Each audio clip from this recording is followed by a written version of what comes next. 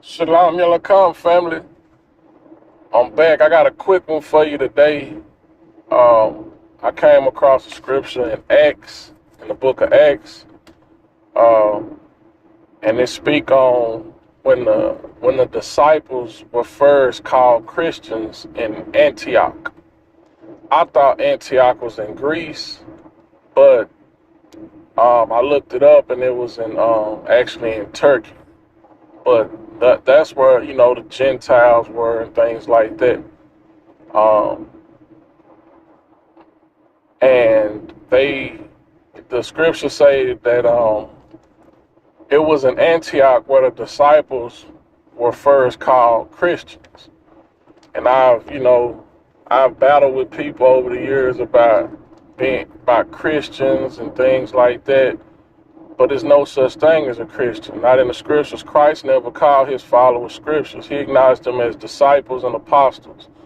So at some point, the apostles and the disciples were called Christians by Gentiles. How did that catch on to where they abandoned being disciples and apostles for being called Christians? I don't know, but I just wanted to bring this to y'all attention of how that word Christians came into the game. It was never nothing ordained by Christ. It was never nothing ordained by the apostles or the disciples. The Gentiles called them Christians. And so yeah, that's and people will say, oh well, the people will try to make excuses for it, try to come up with some kind of reason or explanation for it. But no, you do not see them say that the disciples called themselves Christians in Antioch.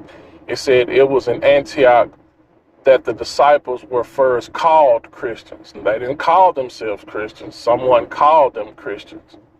And when you read, when they were in Antioch, they faced hostility from people, the Jews, the Gentiles that were there. And I've always believed, but that's my belief. I don't have a scripture for you right at this moment that they call them Christians in hostility. But if you look at everything surrounding the situation, they were upsetting people, preaching the law and preaching about Christ. And so they say, oh, those Christians, they gave them a name.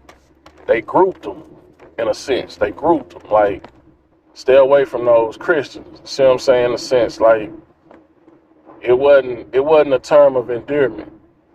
It didn't begin as that. And it's like, I just wonder how you were a disciple or an apostle.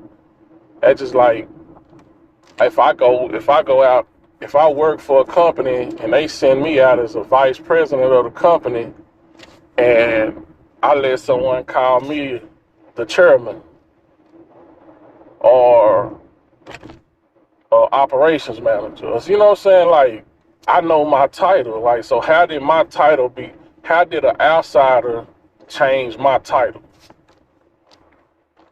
Why did I go along with an outsider changing my title? You see where I'm going? Like, how did that come about? Like, how did they go along with being called Christians? I believe it was forced on them. But, we'll get into that later when I find evidence to support that. But I believe it was forced on them by the Romans and, people like that.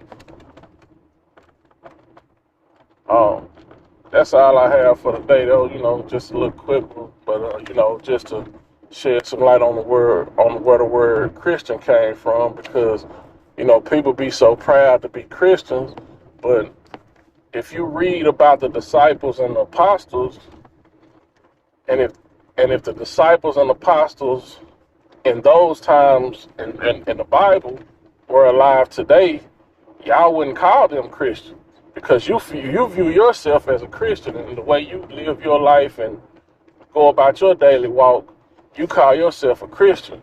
But if one of those disciples or apostles was standing next to you in today's time, you wouldn't consider them a Christian because they move completely different than how you move.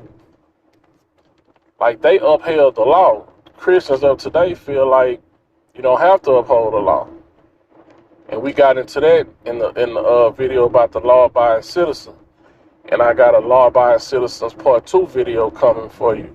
So we'll get more in depth on the Jew and the Gentile as it pertains to the law, in that video. But that's all I got for you today. Y'all be safe, be blessed. Yalaikum Shalom.